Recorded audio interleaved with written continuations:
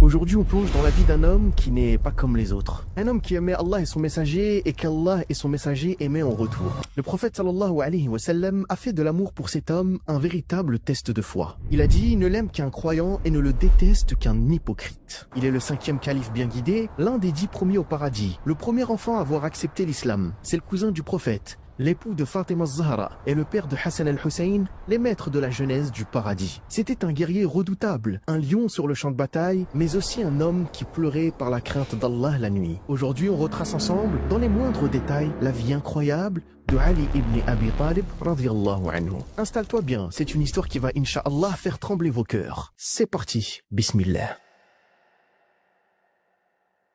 Commençons par comprendre qui il est vraiment. Son statut est immense. Le prophète sallallahu alayhi wa sallam lui a donné une place qu'aucune autre n'a eue. Il lui a dit un jour, ne t'agrée-t-il pas d'être pour moi ce que Haroun était pour Moussa? Sauf qu'il n'y a pas de prophète après moi. C'est-à-dire qu'il était son soutien, son bras droit, son frère spirituel. Le prophète sallallahu alayhi wa sallam a même lié sa propre personne à celle de Ali, en disant, Ali est de moi, et je suis de Ali. C'est fort, très fort. Toucher à Ali, c'est toucher au messager d'Allah sallallahu alayhi wa sallam. Niveau famille, c'est la noblesse absolue. Il est le père de Al-Hassan al-Hussein et sa relation avec le prophète était fusionnelle.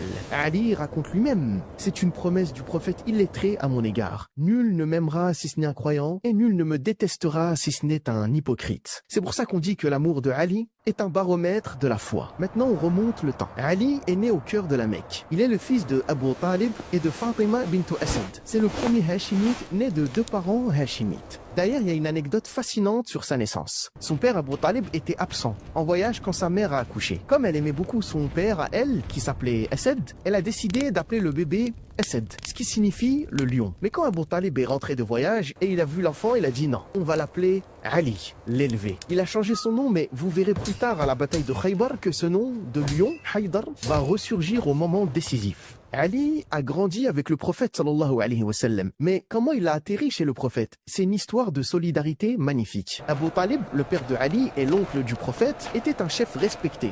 Mais il avait des difficultés financières, trop d'enfants et pas assez de moyens. Le prophète sallallahu alayhi wa sallam, qui n'était pas encore prophète à ce moment-là, est allé voir son oncle Al-Abbas, qui était le plus aisé des oncles, et il lui a dit « Il faut soulager votre frère Abu Talib et qu'on se partage la charge des enfants. » C'est comme ça que Al-Abbas a pris Ja'far sous son aile, et le prophète sallallahu alayhi wa sallam a dit « Moi, je choisis Ali. » Et c'est comme ça que Ali a grandi, éduqué directement par le meilleur des hommes et par Khadija radiyallahu anha. Il a ouvert les yeux dans la maison de la révélation. C'est pour ça qu'il est devenu le premier enfant à se convertir entre ses 8 et 10 ans. Son front ne s'est jamais prosterné devant une idole. Et il y a un petit détail touchant. On dit que son père